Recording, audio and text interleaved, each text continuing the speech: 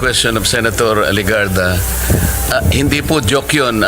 Yung allocable, if you will note during Yan. one of those hearings in Yan ang gusto ko. Dinerecho ka agad kasi akala ko nila joke-joke lang yun eh. Hindi ho joke yun. Ha? Hindi ho joke. Ribbon Committee, yun pong allocable, inadmit po ni former Secretary Bonoan. Nandun po silang dalawa ni Lagay sa mga Cabral, mambabatas. Can you please specify? Ganun ang naging konklusyon doon, Mr. Chair. Kasi nga, sabi ni Secretary Bonoan, para hindi nagalawin. Pangsuhol talaga. So, nung po tinanong ko magkano yun, 450 billion pesos. Pagkatapos yun pong leadership, alam nyo naman po yung leadership sa House, merong speaker, may deputy speaker, merong majority leader, at napakaraming assistant and deputy majority leaders. Isama mo po yung mga chairman at saka vice chairman ng Appropriations Committee. Yun po yung 450 billion. Recorded po ito. At pagkatapos yung leadership, 100 billion yan. Naka-record po yan. Ang program, 150 billion. At pagkatapos yung difference na po, pagkatapos na ng NEP at saka yung GAA, another 400 billion pesos. Yun po yung 1 trillion na taba na hindi naman kailangan po ng ating DPWH kung tutuusin natin. Salamat. Magandang araw mga ka-reaction by. Ito po no, sabay-sabay po natin panoorin ang video na hinango ko kay Banat Bay, no? Ating kumpadre si Banat Bay. Kumpadre. Ayan, yung video mo ha. Ayan. Ito po ay sinasabi niya, pwede ka naman mangulimbat ng kakonti, piso, 2 piso, 3 piso. Huwag mo lang ang trilyon, no? Yan. Ang sinasabi kasi, trilyon. Yan. Pero hindi rin tama yan. Diba? Pero pakinggan po natin anong sasabihin ni Attorney Banat Bay, no? Yan. Pakinggan po natin kung anong istorya ng mga nagaganap sa ating mga politician, no? At tignan po natin at reaksyonan. Ilagay nyo po sa comment section at huwag nyo pong kalimutang mag-subscribe sa ating munting channel. Ayan, isang subscribe lang po, masayang-masaya na tayo. So, ito na po, reacta na po tayo. Magandang araw mga manoteros at ito na nga, pag-usapan na po natin ang mga issue sa lipunan. Titipin po ng mga pangyayari ngayong araw na ito kasi talaga nga namang kaliwat kanan ang mga trending na balita na talagang pumupukaw sa damdamin ng bawat Pilipino. Alam mo, habang tayo nanonood ng mga video sa YouTube, ay naku po, pambihira, oo. Talagang nagigising yung kaluluwa ko pagdating mo sa bayan natin kasi Ewan ko. Alam niyo yung sinasabi nila, sinagad kasi. Alam mo naman pag sagad, 'di ba? Masakit. Hindi totoo masakit pag sinagad mo talaga yung pagiging korap mo. Pag sinagad mo talaga yung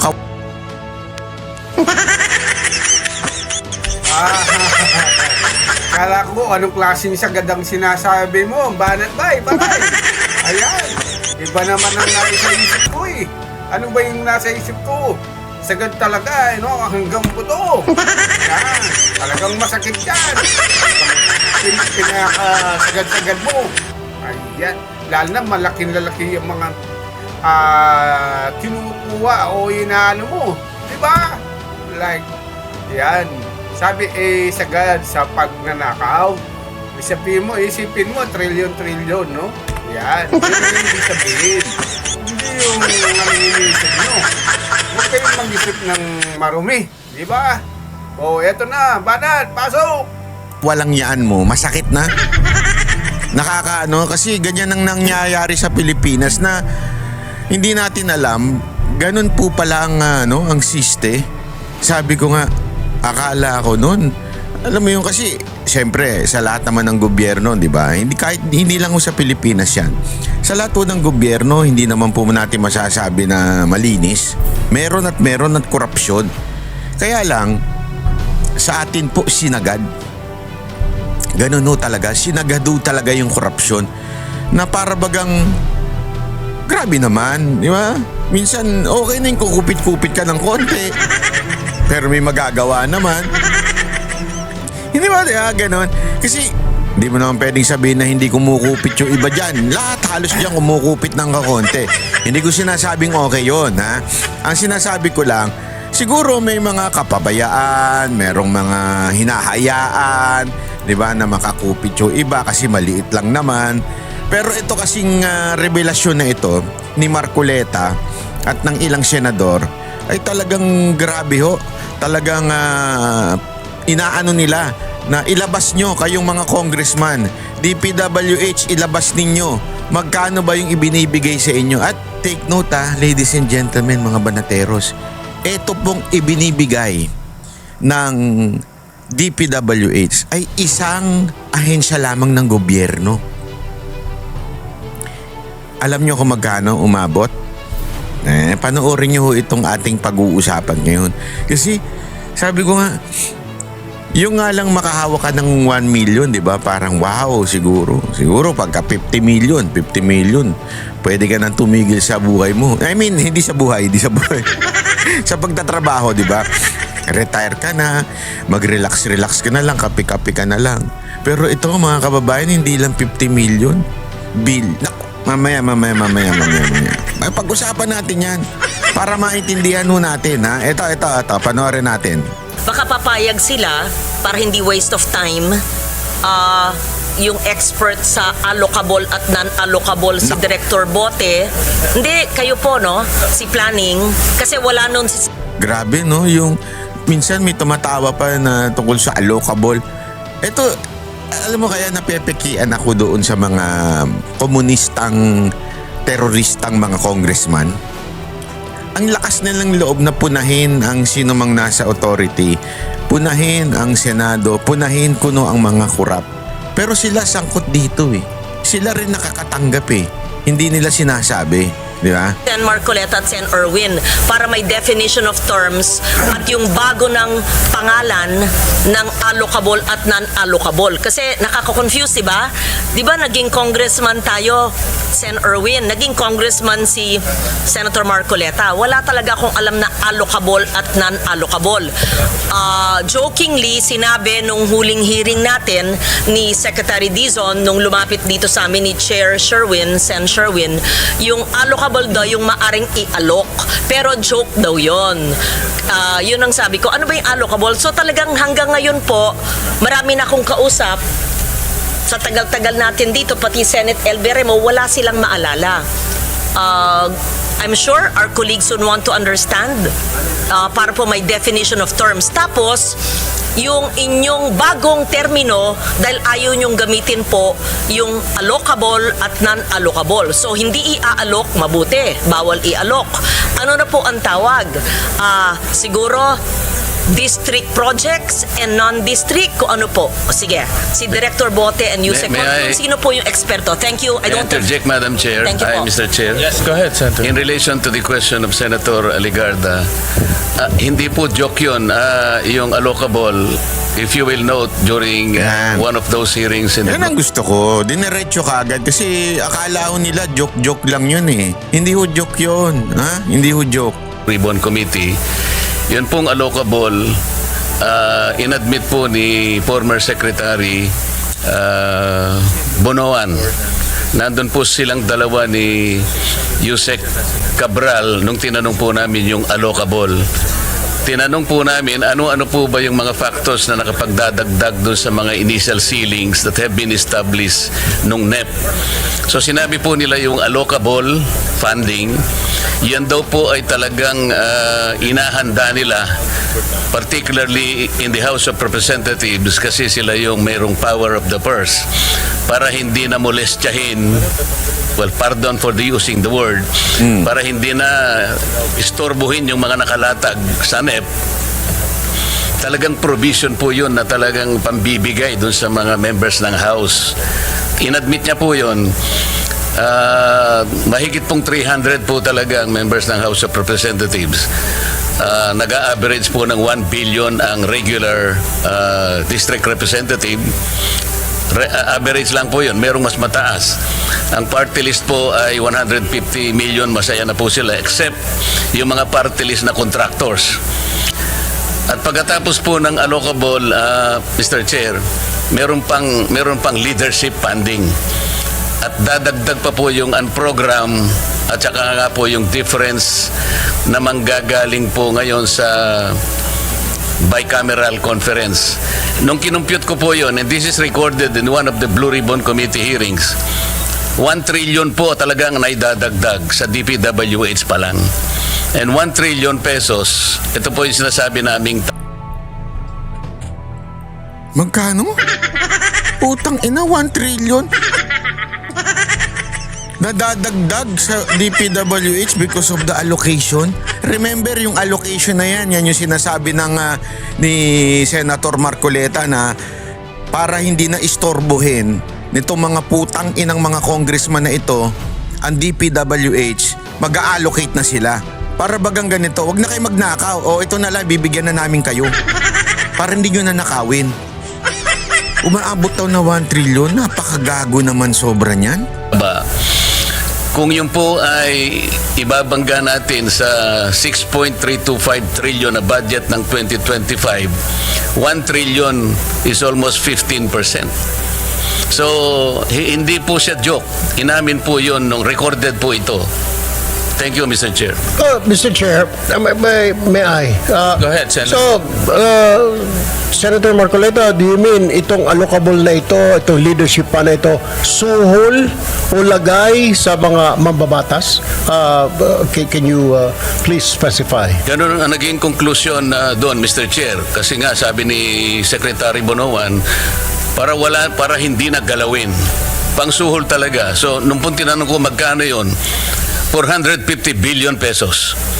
Pagkatapos yun pong leadership, alam nyo naman po yung leadership sa House, merong speaker, may deputy speaker, merong majority leader, at napakaraming assistant and deputy majority leaders.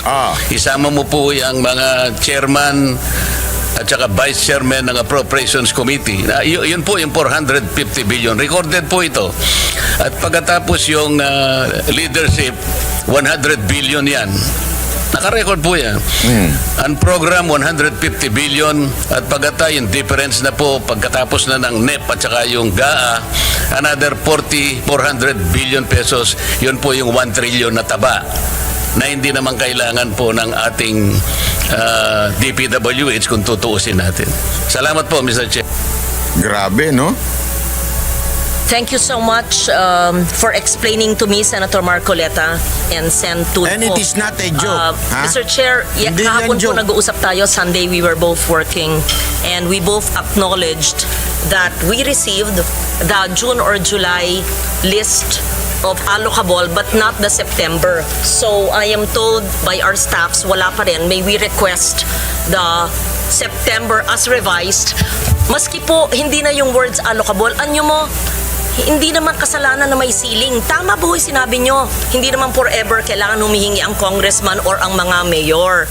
Tapos, yung hindi district projects, makinig kasi kayo pag tinatanong ko. Hoy, makinig daw kayo. Yung hindi po district projects, yun ang tinatawag na non-allocable. Di ibahin natin ang pangalan, non-district, ganun lang.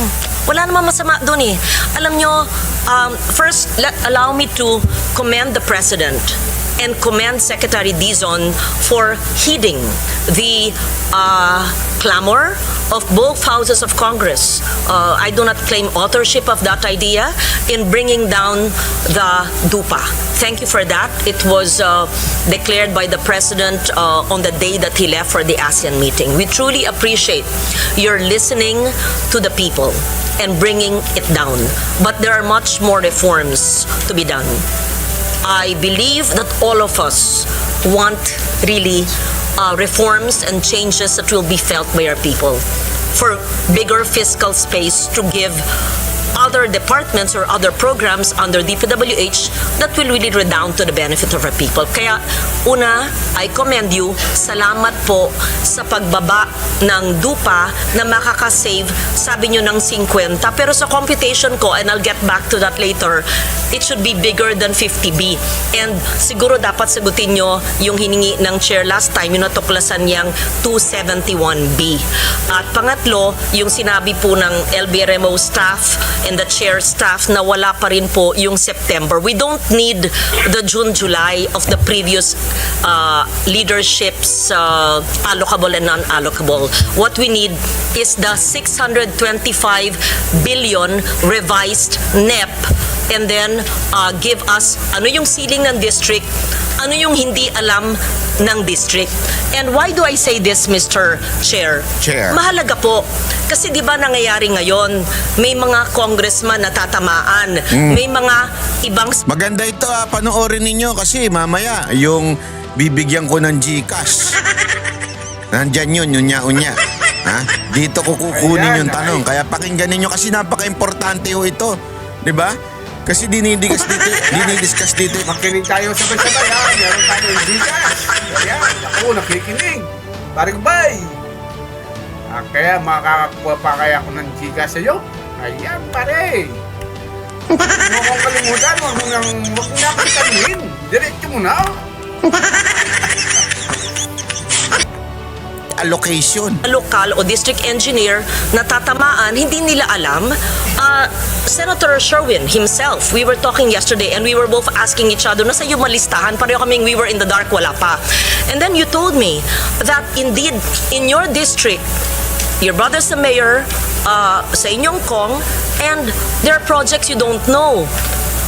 Then we feared you could be blamed for it. And is that, we were asking each other, yan ba yung allocable? We don't know. So, just to protect everybody who will eventually sign the GAA of 2026, what if kaming lahat dito, tapos pipirma kami, tapos sasabihin natin, pinirma nyo, tinanong naman nyo, tanggap nyo yun na may non-allocable, hindi nga Maski po, iba na ang tawag natin, gusto lang po namin makita ano yung alam talaga ng congressman, alam ng district engineer, at yung hindi nila alam na maaring alam ng region. Na maaring alam ng central na hindi alam ng region. Walang masama po doon in all transparency. Diba? Am I conveying the same message we talked about? Yes. So, wag mo, please, I hope I'm not blamed. Because this, I'm speaking for the team. Kasi nag-usap po kami ng weekend. Yes. Yeah. Thank you. And Mr. Chair, in relation to those comments by Senator Ligarda, I remember we also requested that the DPWH provide us, kasi kung di po ako nagkakamali, kinors ko kay Yusek Ador Canlas. Yan. Dahil nagbigay po sila ng propose. Hinihingi na ni Marcoleta. Eto tingnan ninyo hinihingi ni Marcoleta yung quote-unquote allocable sa DPWH. Hinihingi nila. Ito. Fiscal Year 2026 DPWH Infrastructure Program based on HGAB. Ito po yung binigay nyo nung nakaraang hearing. Mr. Chair, ang request po natin, kung mabigyan po tayo ng 2025, 2024, and 2023 in the same format. Kasi po ang binigay nila, nakita ko po, is a detailed HGAB. It will not permit easy comparison Dito po, kung gamitin po natin itong format na to, sinabi ko naman sa ito, Yusek Ador, ang daling ikumpara. Halimbawa po, yung National Capital Region, 26.6 billion, di ba? So makikita natin sa 2025, 24, and 23 kung ano yung latag. Because I remember, sinabi ko kay Secretary Dizon na ang pinaka-importante, mahimay natin din. Kasi ang importante rito yung allocation po ng finite resources ng ating bansa. Region 1, 24 billion.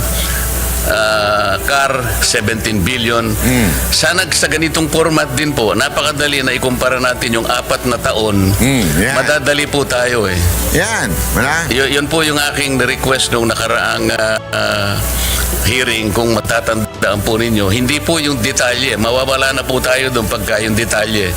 If you are the one who submitted this format, in the same format sana, it's GAB po, hindi po yung NEP. So, it's GAB, puro it's GAB po yun, 2023, 24, 25, meron na pong 26. So, tatlong taon na lamang po ang inihingi namin to permit easy reference and comparison. Pwede po. Go ahead, Yusek Conti. Thank you, Mr. Chairman. With the kind permission of the Secretary, I would like to address first the manifestation and comment of Senator Lauren. Ma'am, tama po kayo at nagpapasalamat po kami sa inyong pag-promote and transparency, accountability, and fiscal discipline dito po sa ating budget process.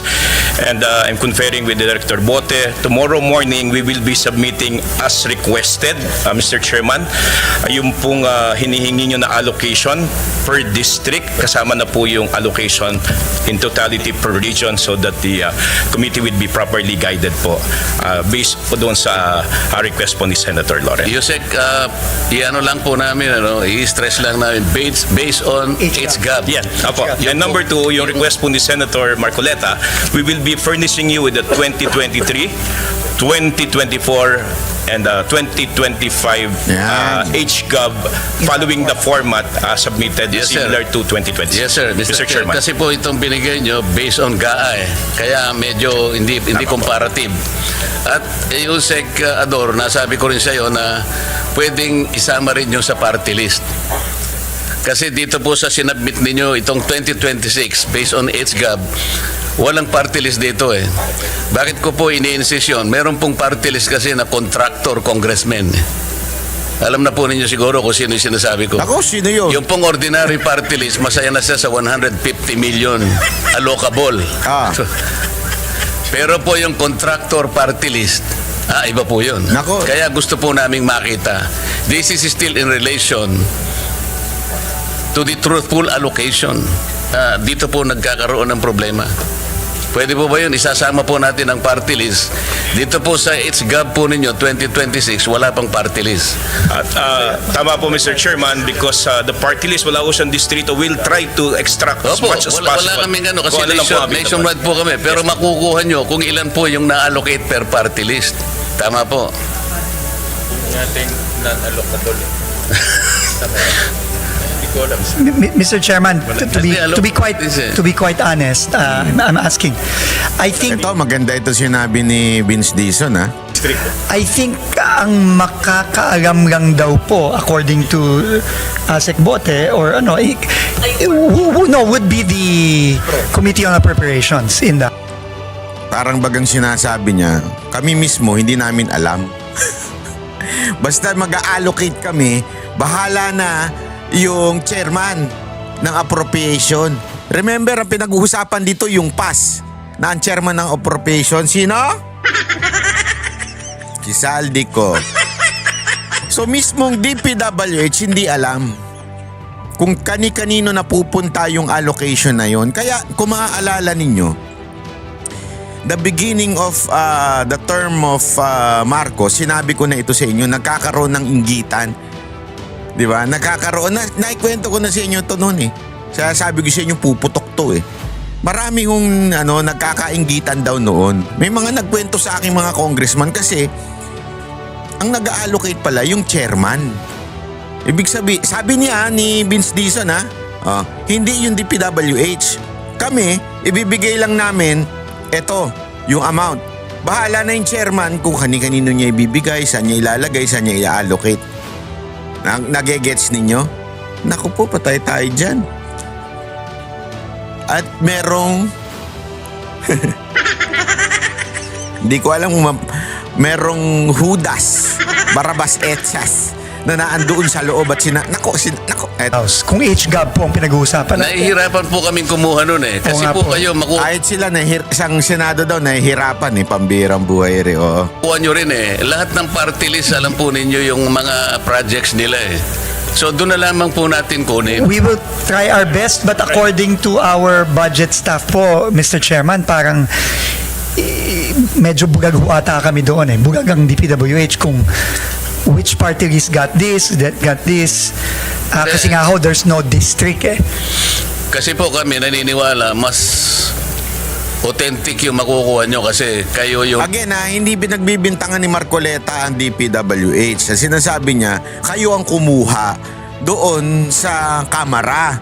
Kasi sila nga mismo, yung Senado, siguro because of parliamentary courtesy o dahil nga alam natin may sigalot ngayon ng Senado at Kamara, especially the Senate President. This is si kumpare, di ba? Kumpare yan eh. Oh. So, ang request hindi naman pwede manggaling sa senador, dadaan yan muna sa Senate President, di ba? So, hindi nila ma-request. Yan yung sinasabi ni Marcoleta. Kaya pwede ba kayo na kumuha? Yan ang sinasabi niya. Nakakaalam ng mga We projects will try nila. our best. Mr. Chairman, we will try our best po. But right now po parang... yeah. We will try our best, Mr. Chairman. But I'm being told now that it's very difficult, close to impossible to extract Yan nga yung which... Alam nyo, mga kababayan, yan yung sinasabi ng mga ibang... sino ba nagsabi sa akin ito? I think, correct me if I'm wrong, it was Jimmy Bondoc, Attorney Jimmy Bondoc na nagkwento nito noon na napakahirap talagang kuhanin yung magkano ang natatanggap ng mga congressman. At walang authority above them to para bagang wala silang accountability to anyone. Kaya nga 'di ba dapat i-pressure natin kung magkano ba ang budget, project, allocate. Ito lumalabas na itong mga lintik na congressman natin para bagang hari pagdating sa budget. Sila lang ang nakakaalam. Walang pwedeng umalam. Pero meron. At trilyon.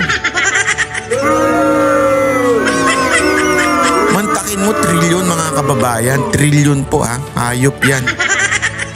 Walang district eh. Which projects and saan yung inallocate for the... Bigyan ko kayo ng clue para hindi po kayo mahirapan, Secretary. Yung mahihirapan lang kayo, konti lang yun. Kasi yung mga contractor party list, congressmen yun eh. Yun pong ordinary party list lang, kagaya ng Sagip party list, 150 million lang po yun eh. Pero pagka yung malalaking party list po na contractor talaga, yun lang ang pagsikapan ninyong itotal. Doon po makikita yung lopsidedness. Meron pong distortion talaga dyan. Mga contractor po sila eh.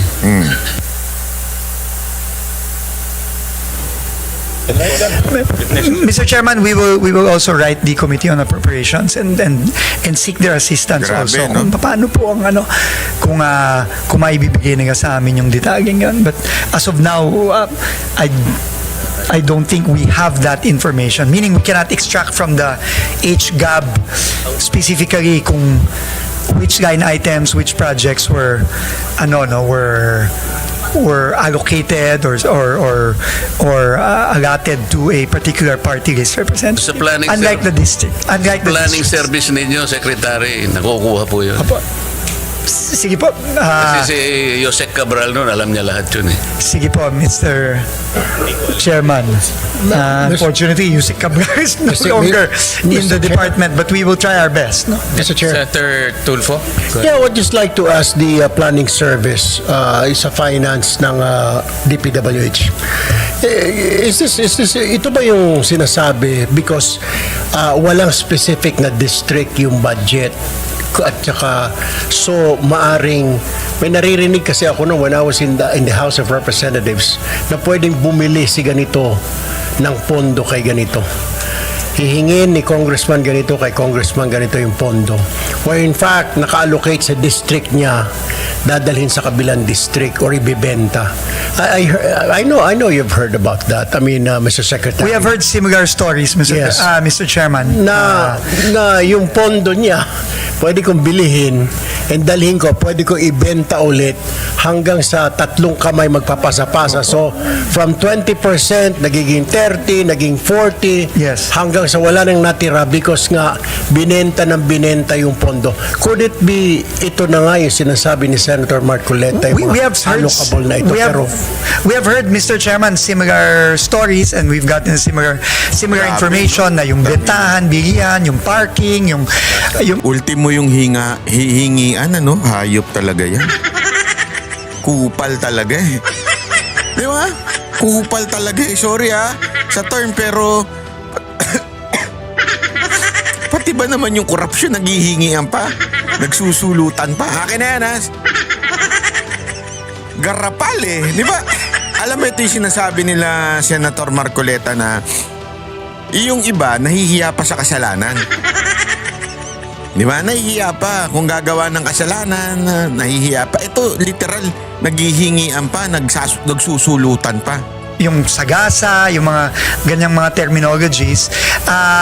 I think this is actually part of the ongoing investigation by the Independent Commission right now, and we have been asked to submit documentation as well for this. But as to kung itong mga sa party list ay kasama dito, well, it's possible po na kasama yan, although like I said po, mukhang hirap kaming at least sa department na i-identify kung magkano yung mga yan, saan yan, kanino ginagay.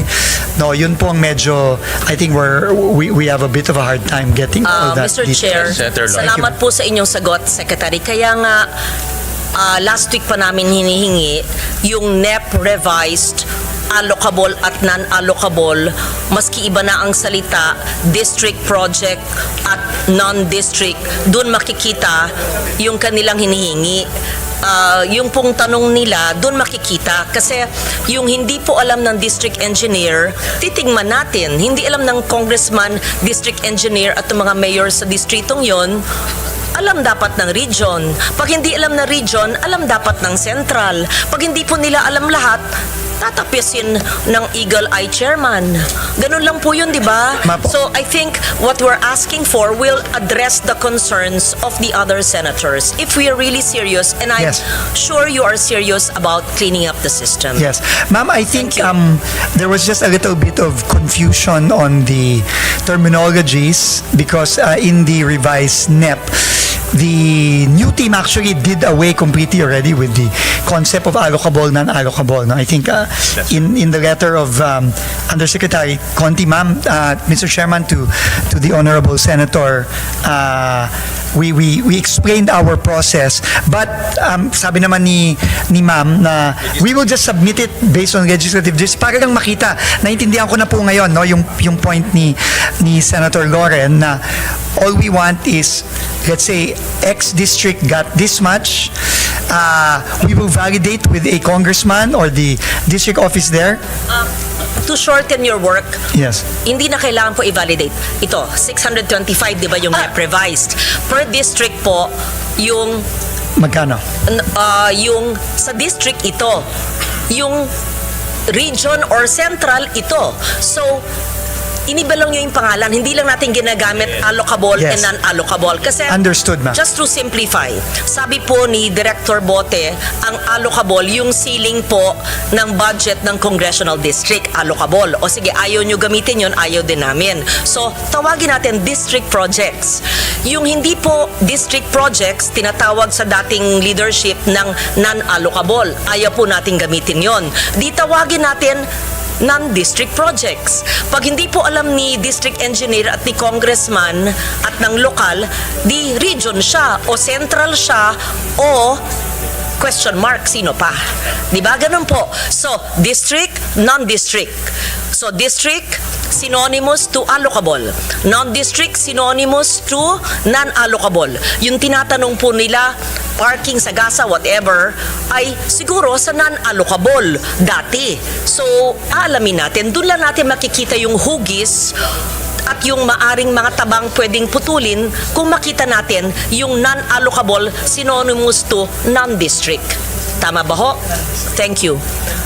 Agree ba? Very clear, ma'am. Now, Director Bote and the But you have to Undersecretary. identify for us, hindi lang yung suma total, this district, 1B, hindi. Lagay nyo, 500 district, 500 previously known as non-allocable, now called non-district. Ganun lang.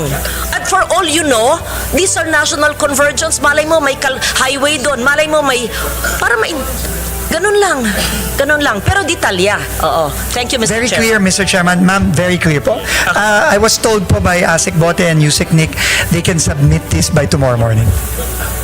Submit to the committee, Yusek. I think ang punto naman ng mga senators, Secretary Dizon, in the past kasi bigla nilang may lumalabas na project, no? At kung nasundan natin yung Blue Ribbon hearing, Nagigets ninyo, grabe ho, no? Yung sitwasyon. Hirap na hirap ako naintindihan ko itong nangyayari kay Vince Dizon. Hirap na hirap siya. Hindi niya alam kung paano niya sasabihin na hindi namin alam eh. Wala kaming alam eh. Kasi siyempre kapapasok lang niya. Pangalawa, hindi naman binibigay sa kanila information na kung kanino ilalagay yung mga allocation, yung pera, yung sabi nga nino, trilyon na pera na naka-allocate sa mga mambabatas. So parang sinasabi, bahala na ang Committee of Appropriation. Kaya nga sabi nila, di ba, the most powerful committee, the most powerful person, aside from the speaker, of course, yung chairman ng appropriation. Sino po ba yun? Sino po ba yun? Sino po ba yun? At sino, ang tanong sino ang boss nun? Nako. Gago! Sa tingin nyo, ganun gayon lang yon? Hindi sa inyo, sa tingin nyo, may walang kinalaman yung iba kung hindi siya lang. Ako, di ako naniniwala dun. Ayun, malaking katarantaduhan yun na sasabihin nyo na ang meron lang alam niya na yung chairman. Malabo yun. Gago! At syempre, mga kababayan, yan ang ating question ngayon. Ito na. Para sa 500 na GCash. Ayan na. Ayan. Oh, Ang tanong, yes! Yes! pogi ba si Banat Bay? Pogi! Gago! Bantado ka Banat Bay, Hindi, biro lang. Ang tanong, mamaya ako nasasagot tatanong. Ito muna, bago natin itanong yan, meron muna tayong i-discuss na napaka-importante rin. Napaka-importante ho nito, Kasi ito yung pagdating ho doon sa extradition na ginawa kay Pangulong Duterte. Ito ba yung tinutukoy na Supreme Court? Meron ho ba itong direkta o indirect na masasabi nating implication o decision na ginawa ng gobyerno natin? Pakinggan natin ito kasi naglabas po ang Supreme Court ng parang hindi ko alam kung anong tawag doon, pero ang tawag para bagang paalala na pagdating rules na pagdating sa extradition, ito dapat. Okay? So hindi ko alam kung ginawa nila ito dahil sa mga nag-inquire sa kanila about the extradition na ginawa o extradition na ginawa ng gobyernong ito. Kaya nga pakinggan natin. Tingnan natin ito. Wait lang. Chotomate. Ayan. Ito. Ang ganda ito na mapangyayari ngayon. Ano talaga, no? Medyo kasubay-subaybay. Sabi nga nila, medyo hindi pang isang araw na balita lang. Hindi lang, oo. Unahin na natin dyan yung inilabas ng Supreme Court. Inilabas ng Supreme Court. Oo. Ano yan? Tungkol saan ito? Ito ay tungkol sa mga patakaran na dapat sundin kung merong isang Pilipino na dapat dalhin sa ibang bansa at doon litisin sa isang kaso. Abay, napapanahon nga yan. So masasabi ba natin na ito ay masasabi natin may kaugnayan din sa nangyari sa dating Pangulong Rodrigo Duterte, Nelson? Bagamat technically, hindi nila man pwedeng tawaging extradition yon, ha? Oo. Pero kung papaano ginagawa ang isang extradition ng isang Pilipinong may kaso sa ibang bansa at dadalhin natin doon, masasabi nating karapat dapat na sundin ang patakarang ito. Abay, dapat. Kasi wala namang ibang patakaran tungkol dun sa Ginawa. ICC. Paano mo dadalhin doon? Yes, tama. At kung sa bagay, yan naman dinilakay na rin natin noon dyan na ito pong pagpapadala ng isang Pilipino sa ICC, Ano man ang kanyang katayuan sa buhay, ano ang kanyang pwesto sa lipunan. Okay? dapat talaga dumaan sa korte ng Pilipinas. Yaw. Hindi po pwedeng direkta. Oho. Yan yung ating ipiniliwanag noon eh. Okay. At ito naman po ay lalong pinagtibay ng inilabas na desisyon. Hindi naman ito desisyon parang guidelines ng Korte Suprema. Siguro na marami na rin nagtatanong, paano nga ba ang pagpapa-extradite? Simple lang yan di ba? Kaya nga meron tayong law. Alam mo naman yung law. Benda law. Kaya meron tayong benda law. Kahit wala hindi dumaan sa korte, pwede kang dumiretso na ng ibang bansa. Ganun yan. Yan ang sinasabing benda law. Ganyan ang benda law. Halimbawa, ikaw, kahit di ka na kumuha ng visa, kahit nangangailangan pa ng visa ang isang bansa sa'yo, pwede mong gawin yan. Ibendalo mo. Ayan. Ganyan ang nangyari kay ating dating Presidente Duterte. Di ba? Yan ang sinasabing bendalo. Not to break the law. Hindi nga na nag-break the law, pero na-bend ang law. Ay, naku. Ano ba dinadala ang isang Pilipino may kaso sa ibang bansa? Anong mga dapat sundin? May pinag-ugatan ba? Bakit nagpalabas ng ganitong guidelines ang katastasang hukuman? May petition ba? May nagano ba? May lumapit ba sa kanila? Hindi sinabi, Jen. Hindi okay. sinabi. Pero matatandaan po natin na hanggang ngayon, ang pagpapadala sa dating Pangulong Duterte sa ICC, sa The Hague, Netherlands, ay isa ring question na legal, may legalidad na, may question legal pa rin dyan na nakabinbin pa sa Supreme Court. At yan pinagtatalon-talunan din ng mga abogado at mga legal luminaries sa ating bansa, Nelson, ha? At tandaan niyo, Jen, ito pong inilabas ng Korte Suprema, hindi po ito bagong batas. Hindi sila gumagawa ng batas, di ba? Totoo. Ang ibig sabihin lang ito, mayroon ng mga batas na pinagbatayan at nilinaw na lang nila kung paano dapat ipatupad ito. Okay. Ibig sabihin yan, kung meron kang i-extradite, kahit wala itong regulation na ito, at susundin mo ang batas natin, dapat ganito mo ginawa. Dapat. Hindi ba? At ito pala, unbang pala ito, yung 15 maestrado. Anong nag-approve, ha? Okay, tama, Ito po ang Rules on Extradition Proceedings. Ayan. Para daw bago mas... na, Ha? October 27, bago. Kahapon lang talaga pala nila ito napagtibay, Pero dated April 8 pa nilabas lang kahapon Okay. Kasi baka sabihin ng iba, bakit sinikreto? Iso ngayon yan, Iso ngayon yan sinikreto. Bakit ba siya sikreto? Ayan, basahin nyo nila. Tanong muna natin kay Remulla kung sikreto yan. Baka mamaya hindi na naman niya alam Baka si Aling Claire, baka na naman magtanga-tangahan sila Di ba? Magtanga-tangahan sila. Sasabihin nila, hindi namin alam yung decision ng Supreme Court na yan o yung guidelines ng Supreme Court. Nakikita ninyo? Kasi ako naniniwala ako na ito'y may kinaugnayan doon sa pagdala kay Pangulong Duterte sa ICC. Ito'y may kinaugnayan po. Bakit to kanyo? Ba't naman mag-i-issue Supreme Court basta-basta lang tungkol sa extradition? Maganda po kasi ito. Bakit kanyo? Kasi, di ba, naalala ninyo, binabantaan ni Trillanes itong si Bato, yung speaking of fake news, si Trillanes, puro fake news, di ba? So, importante ito sa mga susunod pa So, naiintindihan nyo? Ilalabas ba ng Supreme Court itong isang paalala kung walang nangyari? Siyempre meron. Di ba? Kaya sa tingin ko, kaya inilabas ito.